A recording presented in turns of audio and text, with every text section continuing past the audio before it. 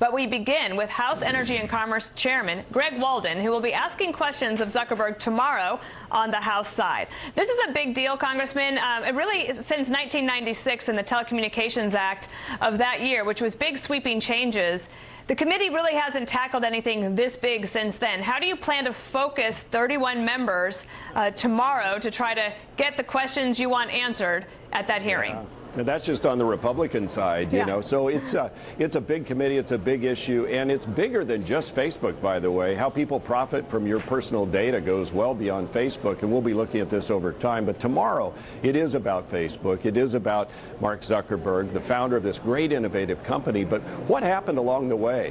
What were people's expectations? What were the agreements? Did they keep their side of the bargain? These are the trust questions I think American consumers had, and our job is to put the consumer first and make sure these big companies do what they say they were going to do. And if not, does it invite the opportunity or the need for some sort of public policy involvement here? Sir, last week when I headed out to Facebook to interview Sheryl Sandberg, I talked to many people from all walks of life, including some members of Congress from both sides of the aisle. And what I realized is that there are many people who are very angry at Facebook, but none of them seem to be mad at Facebook for the same reasons. Is there something that you're particularly looking to get tomorrow that will help focus the mind on any particular type of legislation or regulation that you think is necessary? Yeah, Dana, I think it's about transparency and it's about accountability. That's how you build trust. And when it comes to online platforms such as Facebook, what was their transparency and how they would use your data, by the way, not their data, your data, and did they follow it? Are they accountable? Are they accountable to the agreement they reached back in 2011 with the Federal Trade Commission when there were issues about data security, data usage, that they entered into an agreement? Did they follow the terms and conditions? And by the way, does anybody read those little click things that say, I agree to all the principles and the multi-pages of legalese about what they can and can't do? I think consumers are kind of left in the dark about what happens with their data until something like this happens where a violation of public trust occurs. That's our job then, to get to the facts, get to the truth, and then come to a decision about what kind of public policy changes need to be made, if any. Congressman, I'm sure you're familiar that a lot of Republicans and conservatives are frustrated with Facebook. They think there is a bias against them, and especially when it came to the new algorithm that they put in place in the news feed. What can Facebook do to rebuild that trust? Well, that's a big question.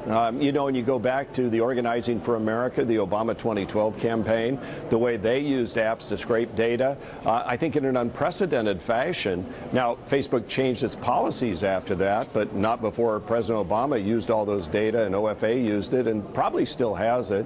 And then you look at the algorithms they're using to sort things out. They ought to be based on First Amendment free speech rights, not something that they've cooked up themselves, probably. That's a question we'll have for Mark Zuckerberg. And so these are the issues of our day. Are they a common carrier in the information age? Are they a digital platform that just provides a wonderful service for free? Or is it really for free, given that they monetize your data? I mean, there's a goods and services exchange that occurs here. Are consumers fully informed about that exchange? And are they playing by the rules they set? Mark Zuckerberg was on the Hill the past couple of days just trying to assuage some fears, I think, of members in terms of what Facebook is planning to do. He's apologizing up one side and down the other. This just posted from him on his own Facebook page. He said, in an hour, I'm going to testify in front of the Senate about how Facebook needs to take a broader view of our responsibility, not just to build tools, but to make sure those tools are used for good. I will do everything I can to make Facebook a place where everyone can stay closer with the people they care about and to make sure it's a positive force in the world. One of the things that they always say, and this will be my last question for you, I know you have a busy day. Facebook always says it's very idealistic and it's very optimistic type of company. But is that about to meet with some real cynicism from members of Congress? Look, Dana, look, this company's been around not 15 days, but 15 years. It has 2 billion users. It's one of the biggest economic engines in the social media world, in fact, in the whole technology world. So you can't just say, oh, I'm idealistic and I made a mistake. I do think he's being smart. He's taking the responsibility. The buck does stop with him. He's the biggest single shareholder shareholder, has controlling interest, and he's created an incredible platform that's changed the world and connected people.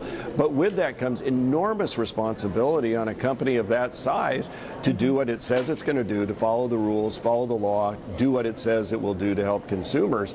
And that's what we're going to get to the bottom of. So, and remember, the lens is bigger than just Facebook. A lot of other companies out there engaged in actions that consumers are concerned about. Well, then, since you bring that up, will you be asking companies like Twitter and Google to come testify too? Well, I think there are issues that come to our attention from our consumers, our voters, about those companies as well. And so we're not ruling it out. All right. Congressman Greg Walden, Chairman of the Energy and Commerce Committee, thank you. Thank you, Dana.